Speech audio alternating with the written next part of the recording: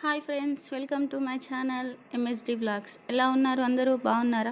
ఈరోజు మనం హోటల్ స్టైల్లో పూరీలు పొంగుతూ టేస్టీగా ఉండాలంటే ఏం చేయాలో చూద్దాం ఫ్రెండ్స్, రండి. ఇప్పటివరకు ఎంఎస్డి వ్లాగ్స్ని సబ్స్క్రైబ్ చేయకపోతే తప్పకుండా సబ్స్క్రైబ్ చేయండి. చివరి వరకు వీడియో చూడండి, బోలెడన్ని టిప్స్ మీకు లభిస్తాయి. నేను చేసిన పూరి ఫ్లఫీగా ఎంత మంచిగా పొంగిందో, కొంచెం కూడా ఆయిల్ పీల్చకుండా చాలా బాగా పొంగాయి. ఒక గ్లాస్ మైదా పిండి తీసుకొని జల్లించుకోవాలి. జల్లించుకోవడం వల్ల పురుగులు లేదా ఉండలుగా ఏమైనా ఉంటే పోతాయి, మనకు అవి ఫుడ్లోకి రావు. ఇందులో 2 టేబుల్ స్పూన్ల ఉప్మా రవ్వ వేయాలి. ఉప్మా రవ్వ వేయడం వల్ల పూరీలు ఫ్లఫీగా పొంగుతాయి. ఉప్మా రవ్వ వేస్తే మనకి ఇంకా బేకింగ్ సోడా అవి కలపాల్సిన అవసరం లేదు అసలు. నెక్స్ట్ పిండికి సరిపడా సాల్ట్ తీసుకోవాలి. 1 టేబుల్ స్పూన్ షుగర్ లేదా షుగర్ పౌడర్ అయినా తీసుకోవచ్చు.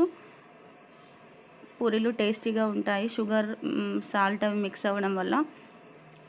మీరు బేకింగ్ సోడా యాడ్ చేసుకుంటా అంటే యాడ్ చేసుకోవచ్చు. తర్వాత స్పూన్తో కానీ చేత్తో కానీ విస్కర్తో కానీ మంచిగా కలుపుకోవాలి.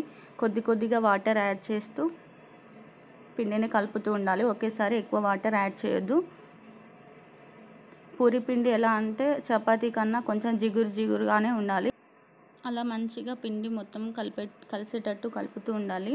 కొద్దిగానే వాటర్ యాడ్ చేయండి, ఎక్కువ అస్సలు యాడ్ చేయకండి. చూడండి, చపాతీ డగ్లాగా అయింది. ఇప్పుడు కొద్దిగా ఆయిల్ యాడ్ చేసి మనం ఇంకా మెత్తగా ఒత్తుతూ ఉండాలి. పూరీ పిండిని బాగా కలపడంలోనే ఉంటుంది. పూరీలు ఫ్లఫీగా రావాలంటే మంచిగా కలుపుకోవాలి, లేకపోతే చపాతీలాగా కట్టెలాగా అవుతాయి. చూడండి,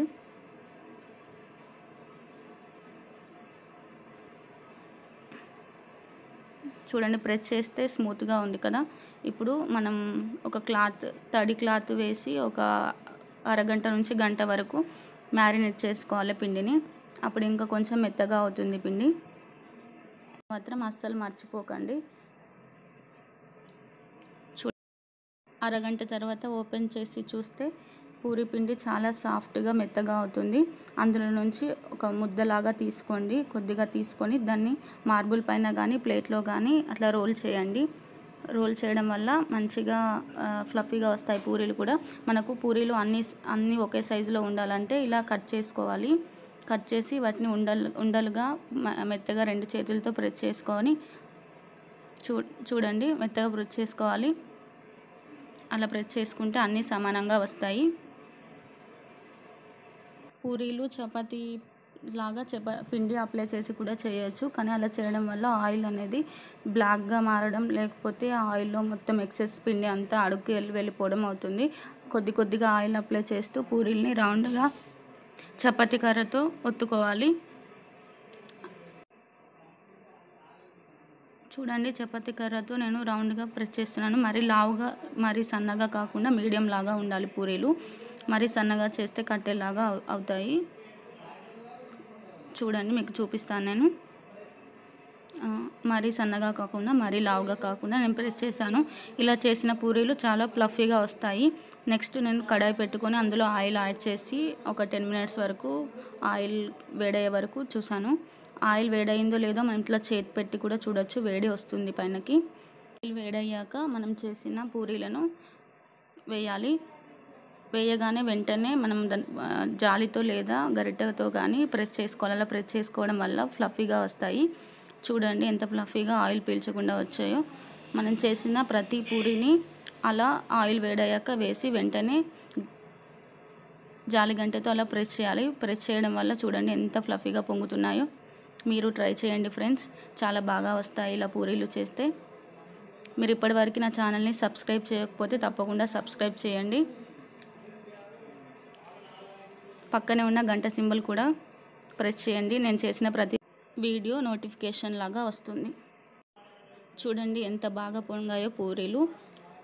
ఇలా చేసిన పూరీలు మనం చోలే మసాలాతో కానీ ఆలు కుర్మాతో కానీ తింటే చాలా టేస్టీగా ఉంటాయి ఫ్రెండ్స్. మీరు ట్రై చేయండి తప్పకుండా. కామెంట్ సెక్షన్లో కామెంట్ చేయండి. నచ్చితే లైక్ చేయడం మాత్రం మర్చిపోకండి. సబ్స్క్రిప్షన్ మాత్రం మస్ట్ ఫ్రెండ్స్. మీరు సబ్స్క్రైబ్ చేయడం వల్ల మా ఎంకరేజ్ చేసినట్టు ఉంటుంది. Please subscribe my channel. చూడండి ఎంత బాగా ఫ్లఫీగా పొంగాయో. పూరీలు చేయడానికి నార్మల్గా ఇద్దరు చేస్తూ ఉంటారు. ఇద్దరు చేయాల్సిన అవసరమే లేదు, అసలు ఒకరే చేసుకోవచ్చు. ఒకటి తీసి మరి ఇంకొకటి చేసే వరకు ఆయిల్ వేడవుతుంది. పూరీలు ఏంటంటే వేడిగా ఉన్నప్పుడు చేస్తేనే ఫ్లఫీగా పొంగుతాయి, అర్జెంటుగా కావాలంటే కుదరదు. చూడండి ఎంత బాగా ఫ్లఫీగా పొంగాయో.